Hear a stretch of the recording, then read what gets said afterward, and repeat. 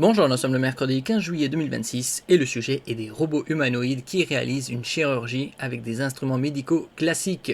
Il y a des années de cela, il y avait une opération transatlantique, il y avait 5-6 000 km de distance. C'était un chirurgien qui utilisait des bras robotiques, bien évidemment la connexion était en fibre optique, et opérait un patient, c'était à New York, et le chirurgien se trouvait en Europe, ou inversement. Là, c'est des robots humanoïdes. Bon, bien évidemment, c'est les premiers balbutiements. Il faudra probablement attendre plusieurs années, au-delà de 2030, pour voir des robots humanoïdes opérer des patients. Des robots humanoïdes viennent de franchir une étape majeure dans la chirurgie assistée. À l'Université de Californie à San Diego, une équipe d'ingénieurs et de chirurgiens a mené 2 essais précliniques au cours desquels des robots de forme humaine, humanoïdes, ont utilisé des instruments laparoscopiques standards, conçus à l'origine pour des praticiens humains. N'oubliez pas de vous abonner pour plus de news sur le monde de la high-tech ainsi que les bons plans, également sur mon Twitter et en description sous toutes mes vidéos. Vous pouvez les retrouver dans mes playlists et voir mes articles sur mon blog, tous les liens seront en description. N'oubliez pas de mettre un j'aime, un commentaire, de partager et de cliquer sur les liens en dessous de mes vidéos pour soutenir la chaîne. Une opération sur un animal vivant et sous contrôle humain bien évidemment. Lors d'un premier test, un robot baptisé Surgy, du fabricant chinois Unitree, on en avait parlé, de la marque Unitree, qui propose un robot à 5000 $, un robot humanoïde, entre autres, a participé à l'ablation de la vésicule biliaire d'un porc, aux côtés d'un assistant humain et sous supervision vétérinaire. Dans un second essai, 2 robots ont collaboré pour réaliser une procédure similaire. Ces expériences ne signifient cependant pas que des humanoïdes autonomes vont remplacer les chirurgiens. Il faudra attendre encore pas mal d'années.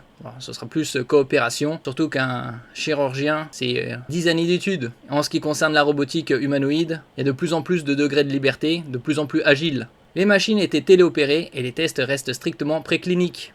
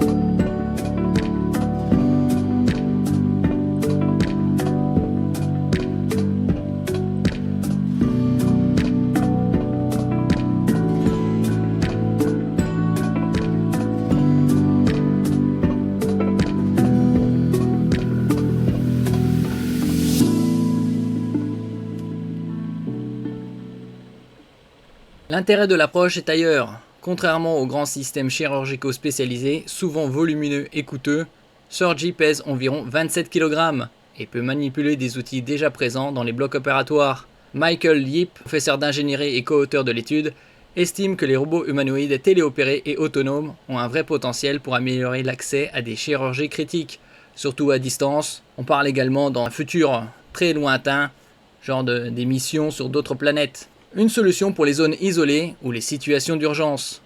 Les chercheurs imaginent déjà ces robots, des hôpitaux ruraux, des zones de catastrophe, des contextes militaires, voire des missions spatiales. Par exemple sur une station qui succédera à l'ISS, là en fait où les équipes spécialisées sont rares. La résidente en chirurgie Nikita Tereja souligne que l'équipe a été surprise de voir à quel point Surgy s'intégrait bien à l'espace de travail ou déroulé opératoire. Prometteur, mais encore loin du vrai bloc hospitalier. Pour l'instant, c'est le balbutiement, il faudra attendre encore plusieurs années, probablement les années 2030. Ça avance tellement rapidement.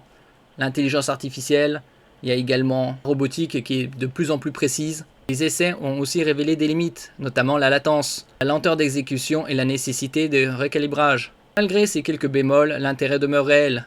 C'est une fraction du coût et cela prend une fraction de l'espace dans une salle d'opération, déclare Shanglei Liu de l'UC San Diego's School of Medicine. Avant toute utilisation clinique, conditions réelles, ces robots devront toutefois prouver leur fiabilité, leur précision et leur sécurité sur une longue série de procédures, ce qui est évident. Merci pour votre écoute et à la prochaine.